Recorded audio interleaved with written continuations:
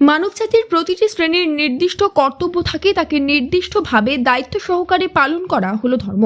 কাটোয়া কলেজের আন্তর্জাতিক সেমিনারের বক্তারা ধর্মকথার ব্যুৎপত্তিগত অর্থ সহকারে ধর্মের ব্যাখ্যা দিতে গিয়ে শিকড়ের কথা বারবার উল্লেখ করলেন। ধারণার ধর্ম অর্থাৎ সমস্ত মানবকুল বা জীবজগৎকে যে ধারণ করে থাকে। কাটোয়া কলেজের উদ্যোগে দুদিনের আন্তর্জাতিক সেমিনারের ধর্মশাস্ত্র ও তার দীর্ঘস্থায়ী সমৃদ্ধির নির্দেশিকা শিরোনামের উপর আলোচনা করতে বাংলাদেশের 3 অধ্যাপক ও বর্ধমান বিশ্ববিদ্যালয়ের এক অধ্যাপক অনুষ্ঠানে যোগ দিয়েছেন। আচ্ছা, আজকের আলোচনা চক্রের মূল বিষয় হচ্ছে ধর্মশাস্ত্রাস গাইড টু সাস্টেনেবল প্রসপারিটিস। তা ধর্ম শব্দটার অর্থ আমাদের ব্যুৎপত্তিগতভাবে ধারণাত ধর্ম, যেটা সমগ্র জীবজগৎ, সমগ্র জগৎকে, মনুষ্যকুলকে ধারণ করে থাকে।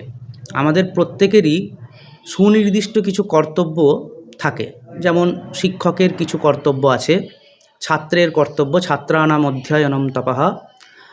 ঠিক সেই রকমই সমাজের বিভিন্ন পর্যায়ের মানুষের এবং বিভিন্ন অন্যান্য সমস্ত কিছুরই একটা সুনির্দিষ্ট দায়িত্ব আছে এবং প্রকৃতিগতভাবে কিছু দায়িত্ব থাকে।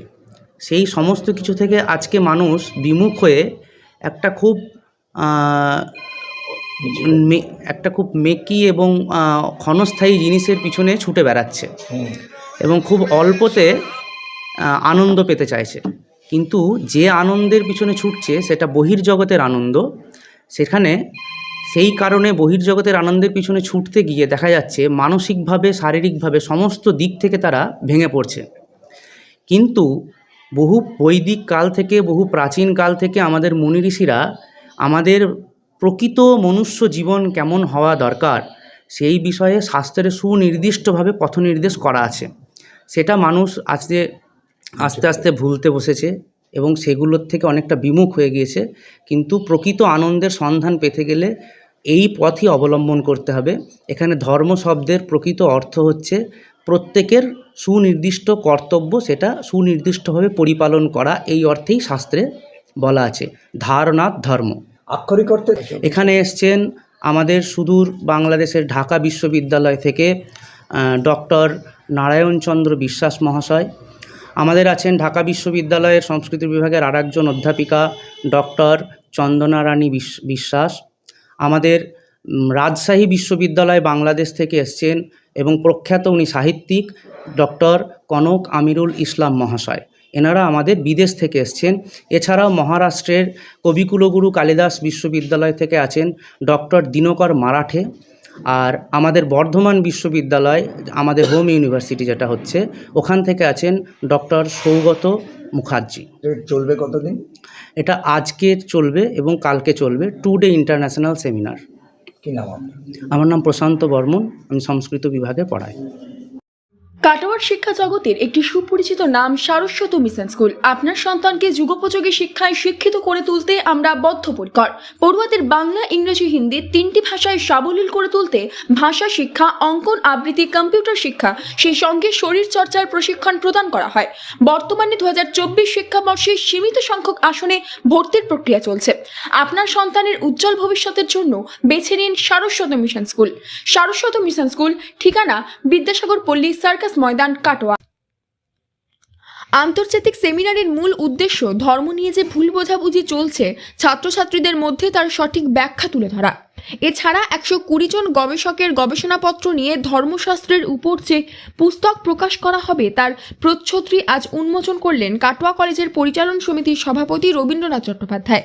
গীতা নিয়ে কাড়াকাড়ি, ধর্ম নিয়ে বাড়াবাড়ি, এসব ধারণা যাতে এই কলেজ প্রজন্মকে গ্রাস করতে না পারে সেজন্য কলেজ পড়ুয়াদের নিয়ে দুদিনের ধর্মশাস্ত্র গাইড টু সাস্টেনেবল প্রসপারিটিস শিরোনামে আন্তর্জাতিক সেমিনার আয়োজিত হচ্ছে।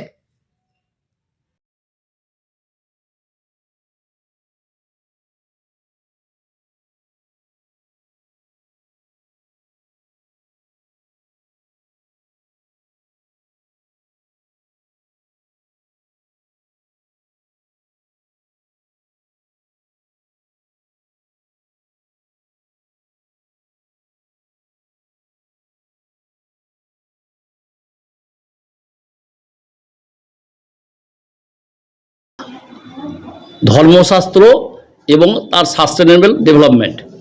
5 এবং 6 জানুয়ারি 2024 এই আলোচনা সভার আয়োজন করা হয়েছে। আজকে তার প্রথম দিন।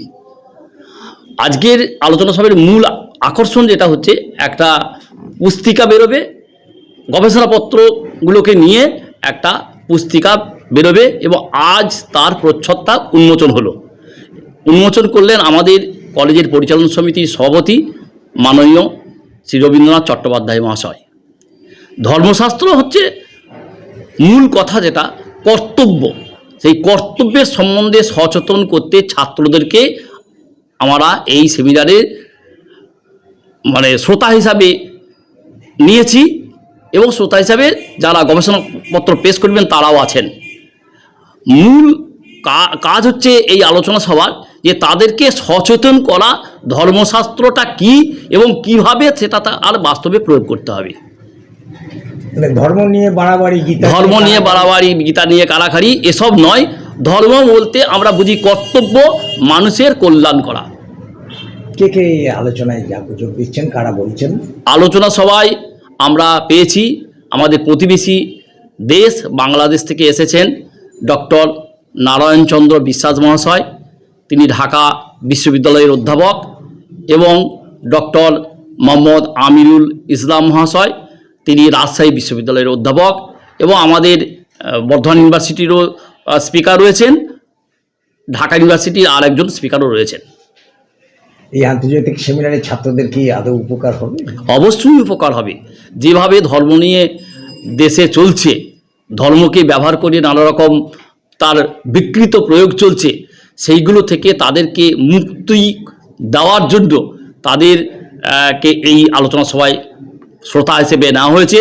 তারা এই আলোচনা সভা থেকে সমৃদ্ধ হবে এবং সমাজ কল্যাণে তাদেরকে নিয়োজিত করবে বলে আমার মনে হয়। কি নাম? ডক্টর নির্মলেন্দু সরকার, প্রিন্সিপাল, কাটোয়া কলেজ।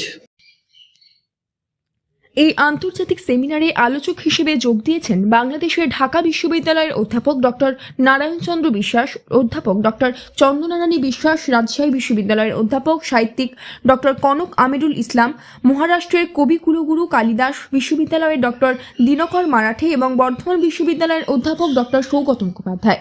দুদিনের আন্তর্জাতিক সেমিনারে কয়েকশো পড়ুয়া অংশগ্রহণ করেছে। Bureau report, news network 7। Hallmark সোনার গহনা কেনার একমাত্র ঐতিহ্যশালী স্বর্ণ প্রতিষ্ঠান শ্রী ধীরেন্দ্রনাথ দত্ত গোল্ড প্রাইভেট লিমিটেডের শ্রী সুখেন দত্তের দোকান। ঠিকানা কাছারি রোড, চৌরাস্তা, টেলিফোন ময়দান, কাটোয়া, পূর্ব বর্ধমান। কাটোয়া শহরের অন্যতম প্রাচীন ব্যবসায়ী প্রতিষ্ঠান new Shri Gouranga tea store. প্রসিদ্ধ চা ব্যবসায়ী, খুচরো ও পাইকারি চায়ের এই প্রতিষ্ঠান শহরে প্রায় 80 বছর ধরে সুনামের সঙ্গে ব্যবসা করে চলেছে। ঠিকানা কাটোয়া স্টেশন বাজার, চৌরাস্তা।